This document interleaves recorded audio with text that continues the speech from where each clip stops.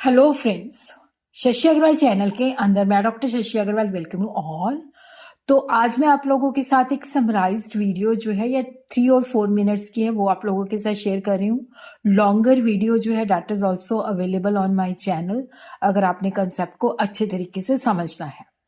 और ये जो क्वेश्चन है दैट इज वेरी इंपॉर्टेंट। अगर आपको मेरा ये एफर्ट सही लगता है तो इस वीडियो को लाइक कीजिए, शेयर कीजिए तथा मेरे चैनल शशि अग्रवाल को सब्सक्राइब कीजिए अगर आपने नहीं किया हुआ। Here we are going to understand what is the meaning, feature, objective and what is the procedure of grievance handling.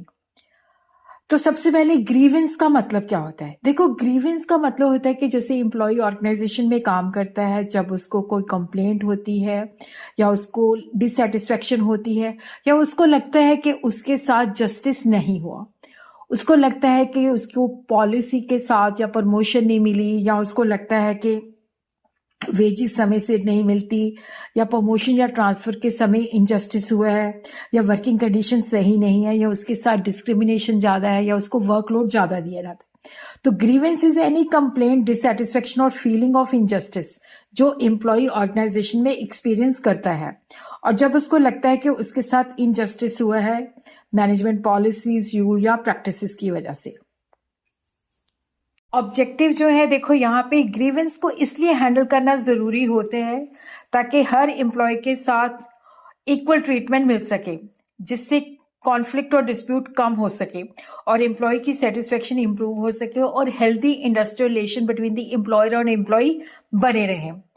Grievance के फीचर जो है, देखो यहाँ पे एम्प्लॉय का जो जब वो काम करता है उससे डिससेटिस्फेक्शन दिखती है या डिसकंटेंटमेंट दिखती है या एम्प्लॉय की जो फीलिंग होती है कि मेरे साथ इनजस्टिस हुआ है।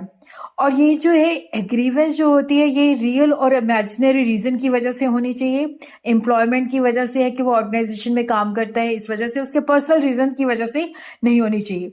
और जब उसको लगता है कि उसके साथ इनजस्टिस हुआ है और ये जो डिससेटिस्फेक्शन है एक्सप्रेस भी हो सकती है और उसके काम से, उसके बिहेवियर से भी एक्सप्रेस हो सकती है। और अगर इसको सॉर्ट आउट नहीं किया गया तो ये उसका मोराल डाउन करेगी और ये तभी भी होती है कि जब एम्प्लॉय को लगता है कि ऑर्गेनाइजेशन उसकी एक्सपेक्टेशन को मीट अप नहीं कर पाती। ग्रीवेंस हैंडलिंग प्रोसीजर जो है सिस्टमैटिक और फॉर्मल प्रोसेस होता है जिसके द्वारा ग्रीवेंसेस को हैंडल जो है किया जाता है। और यहाँ पे जब ग्रीवेंस आती है, जब कंप्लेंट आती है तो बेसिकली इसके पीछे लॉजिक होता है इंडस्ट्रियल पीस को बना के रखना, उसका मोराल हाई रखना, ट्रस्ट बना के रखना। तो पहले तो एम्प्लॉय जो होता है अपनी कंप्लेंट जो है ऑरली या रिटन फॉर्म में इमीडिएट सुपरवाइजर को देता है। फिर उसके बाद इमीडिएट सुपरवाइजर जो है स्पेसिफाइड टाइम पीरियड के अंदर उस पर एक्शन लेता है, इन्वेस्टिगेशन करता है। अगर वो नहीं कर पाता या एम्प्लॉय को उससे भी सेटिस्फेक्शन नहीं होती तो ग्रीवेंस जो होती है डिपार्टमेंटल हेड को दी जाती है जो फैक्ट्स के बेसिस पे डिसीजन देता है। उसके बाद अगर एम्प्लॉय को लगता है कि वहां पे भी उसको जस्टिस नहीं मिला तो ग्रीवेंस कमेटी के पास जो है जाती है, जो कि जिसके अंदर representative of management and employees होते हैं। अगर वो स्टिल अनरिजॉल्व है तो ये मैटर जो है एचआर डिपार्टमेंट या टॉप मैनेजमेंट को दिया जाता है और एक्सट्रीम केसेस के अंदर जो है वॉलंटरी आर्बिट्रेशन या लेबर कोर्ट को रेफर की जाती है।